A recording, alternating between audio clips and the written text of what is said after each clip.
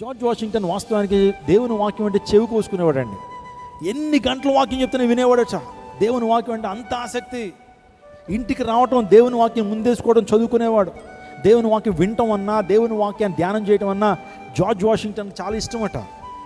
అతడు ప్రెసిడెంట్ అవ్వకముందు ఆయన ఒక మిలిటరీలో, అంటే అమెరికన్ మిలిటరీలో పనిచేసేవాడు. యుద్ధంలో పనిచేసినటువంటి వాడు ఆయన.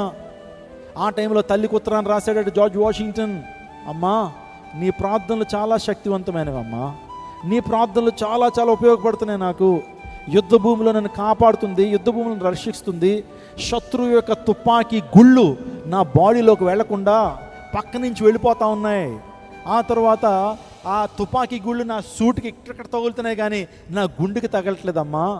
మోరోవరు ఆ తుపాకీ గుళ్ళు నా గుర్రానికి తగులుతున్నాయి కానీ నాకు తగలట్లేదు. నా గుర్రాలు చచ్చిపోతున్నాయి, నా గుర్రాలు గాయాలు పాలవుతున్నాయి, కానీ నేను మాత్రం సజీవ లెక్కలో ఉన్నాను. బికాస్ ఎందుకు తెలుసా, నీ ప్రార్థనలు అమ్మా అని చెప్పి లెటర్ రాసేవాడట. ఎవరు? తన బయోడేటాలు రాసుకుంటూ వచ్చాడు తన తల్లి గురించి. ఎంత మంచి తల్లి అండి. నిజంగా ఆ కుమారుని ప్రార్థనలో దైవికంగా పెంచింది, వాక్యంలో పెంచింది. వాక్యం అంటే కూర్చోవాలరా, వాక్యాన్ని వినాలరా, వాక్య ప్రకారం జీవించాలని చెప్పి పిల్లల్ని ఆదేశించి దైవికంగా పెంచినటువంటి తల్లులు ఈ ప్రపంచానికి గొప్ప గొప్ప దేవుని సేవకులను అందించగలిగారు.